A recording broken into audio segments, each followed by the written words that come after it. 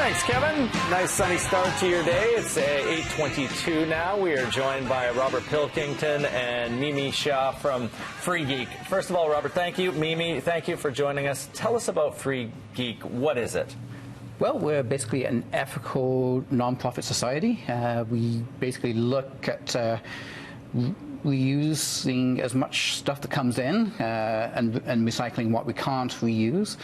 And also helping the community with what we have. So if it's computers, we give to community groups in the downtown east side, and we try to help people with our thrift store, and people just turn up. We have a charity. If they can't volunteer, if they volunteer, they can have a whole computer system. So you have a storefront. People donate tech items, yes, and you guys restore them, reuse them if you can, and you also have a huge network of volunteers and trainees, and you're teaching people how to work on these items as well. Is that correct? That is correct, yeah. We have work programs. We work with the Vancouver School Board. They send us students. And hopefully they learn the skills to take them into the careers they want to go into. Now, Mimi, in the past, this has been a pretty predominantly male-dominated field. How's that changing? So the industry is self-changing. The tech industry itself is changing. But I would like to think it's not changing fast enough. And that's one of the things I think Free Geek is founded as a reaction to. And that's part of why I really love working there, is to be able to encourage other women and to provide a face in the store, at least, where the store is actually entirely run by women right now, and we're very proud to be sort of that face. And on certain, like, we already have sort of by donation tech help night, but a lot of times in the store we run triage and we help people out. So we put a very friendly face and saying, yes, you can do it yourself as well, by being that female voice and face of tech. And you know, and most of us, we just buy the items and we don't know how they work. You guys are making it so much more accessible for people to not be so intimidated by the technology.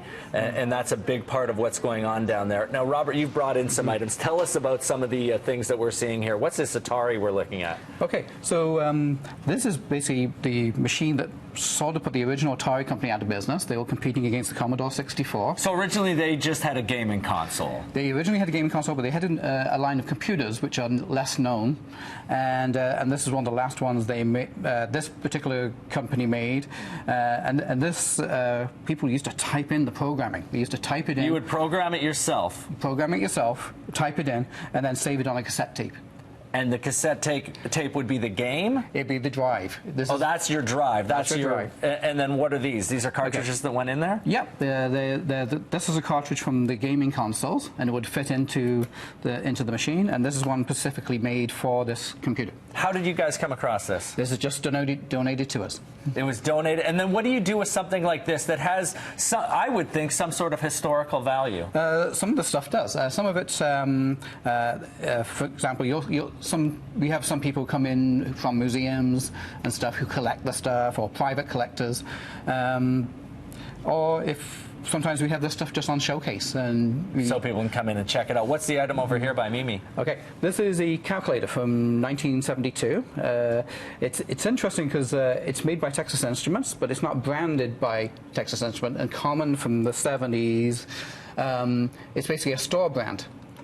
Oh, that you'd have a counter for processing. So like Radio Shack, you know, and so it's interesting because it has Nixie tubes in, which are vacuum tubes which have numbers or letters on them.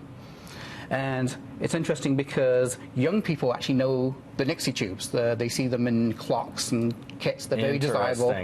And of course, older generation knows because they've actually used these or seen them in offices. You guys do so much great work for charity as far as getting computers at a reasonable cost or no cost to organizations. How can we help? How can our viewers help you guys keep the store afloat and support it?